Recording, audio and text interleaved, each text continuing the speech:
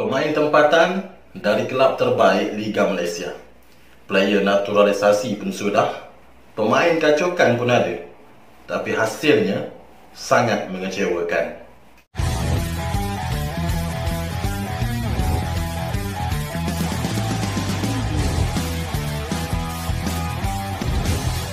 Hello, Assalamualaikum. Aku Cik Asri. Kusangkakan panas sampai ke petang, rupanya hujan di tengah hari. Kusangkakan satu, sekali empat dibedilnya. Kekalahan Malaysia 4-0 di tangan UAE bagi aku bukanlah satu keputusan yang boleh dibanggakan, dan jelas sekali bukanlah keputusan yang menggembirakan penyokong-penyokong bola sepak Malaysia. Dan apa yang aku tengok, Malaysia beraksi di bawah kemampuan dan juga keupayaan mereka yang sebenar. Kalau kita compare dengan perlawanan dekat Bukit Jalil masa September 2019, masa tu kita kalah 2-1, aku rasa masa tu lagi bagus permainan pasukan Malaysia ni dengan apa yang berlaku ketika kita kalah 4-0. Jauh panggang dari api. Mana letaknya dalam tempoh 90 minit, pasukan negara hanya berjaya menghasilkan 8 percubaan, 1 je on target. Celah mana nak datang golnya? Kalau ada alasan-alasan yang klise, kita kalah sebab tak ada keserasian, ni gandingan baru. Bagi aku, alasan tidak ada keserasian tu dah tak relevan. Sebab majoriti player yang bermain untuk pasukan negara ni bermain dalam kelab yang sama untuk Liga Malaysia. So, tang mana yang tak ada keserasian? Kalau ada pula yang cakap, oh kita banyak bolos sebab tak ada Syarul Saad. Come on, bola sepak bukan sukan individu. Kalau tak nak cakap tak ada orang tu kita tak boleh menang, tak ada orang ni kita banyak bolos, tak boleh.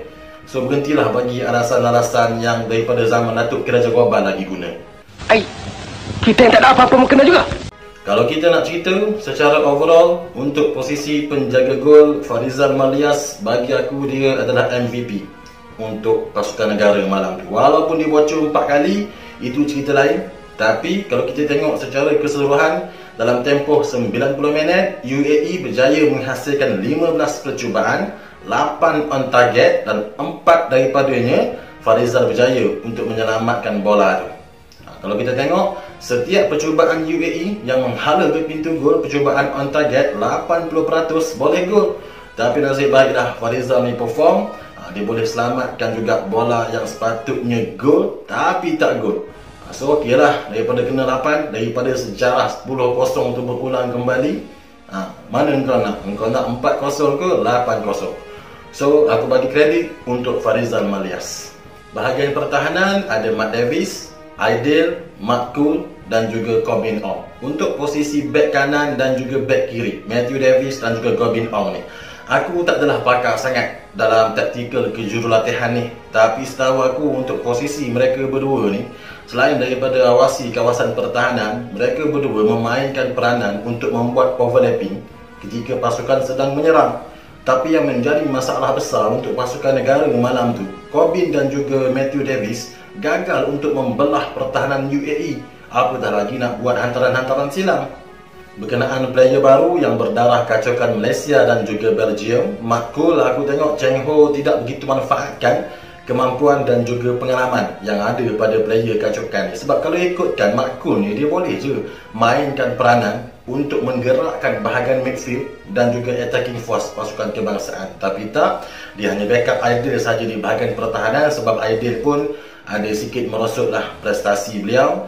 Dan katanya faktor utama si Aidil ni prestasi dia tak berapa menjadi sebab faktor seluar. Jarang sebenarnya kita tengok Aidil ni tak habiskan permainan sampai minit ke-90. Tapi malam tu dia terpaksa ditukarkan sebab katanya kickman pasukan negara kita ni ada buat silap sikit lah. Tersilap bawa seluar, pergi bawa seluar Faiz Nasir. So Aidil terpaksa ditukar seluar dengan Junior. So pergerakan dia agak sedikit terhad lah.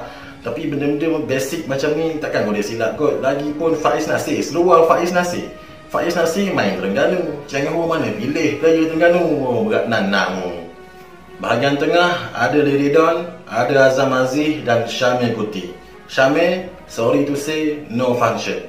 Azam Aziz dapat bola, tak ada idea buntu nak hantar bola tu ke mana. Liridon terlalu ke belakang dan akhirnya memakan diri. Dan aku tengok taktikal Cheng Ho ni seolah-olah macam try and error. Dia keluarkan Azam Aziz dan secara tiba-tiba masukkan Luqman Hakim untuk backup defense, sedangkan itu bukan posisi Luqman. Player macam Luqman ni, dia perlukan player macam Azam Aziz untuk buat hantaran bola. Kalau tak ada Azam Aziz pun mungkin boleh guna Nazmi Faiz. Tapi entah apa benda perancangan Cheng Ho malam tu, dia masukkan Luqman, suruh Luqman backup defense, Gobin On naik ke atas. Tapi jelas taktikal yang digunakan oleh Cheng Ho tidak mendatangkan sebarang manfaat pun untuk pasukan negara.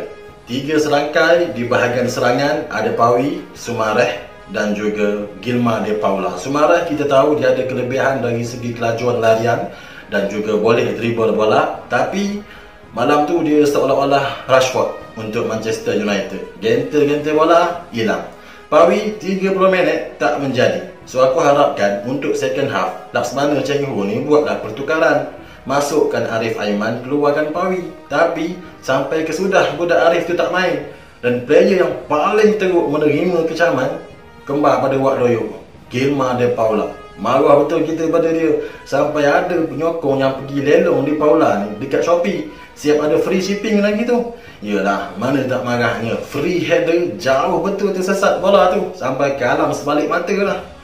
Memandangkan prestasi player-player naturalisasi ni tak berapa memuaskan, ramailah pakar bola sepak yang mengeluarkan pendapat masing-masing. Antaranya Safi Salih. Safi cakap penyokong bola sepak Malaysia ni dah kena scam, dah kena tipu dengan projek naturalisasi pasukan kebangsaan. Khalid Ali, orang yang sentiasa rare bila memberikan pendapat.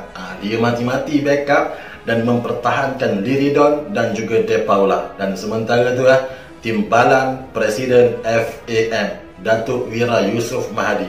Beliau cakap projek naturalisasi ni mana ada gagal, tak cukup masa je. So, hang-hang mai berapa lama masa yang diperlukan. Lepas tu, kita tengoklah alasan apa lagi. Malaysia ada baki lagi 2 perlawanan menentang Thailand dan juga Vietnam. Vietnam awal-awal lagi dah main psikologi. Katanya lawan Malaysia ni lagi susah daripada lawan UAE. Hoi, lain macam level menganjing dia. So, good luck untuk baki perlawanan menentang Thailand dan juga Vietnam. Dan aku harap Cheng Ho buat sedikit pertukaran taktikal. Mungkin boleh rehat kena seketika De Paula, Sumareh dan juga Safawi. Mungkin boleh masukkan Luqman Hakim, Arif Aiman dan juga Syafiq Ahmad di bahagian serangan. Itu pendapat aku lah. So siapa pula penyerang-penyerang harapan korang untuk tapau Thailand dan juga Vietnam? Boleh komen dekat bawah.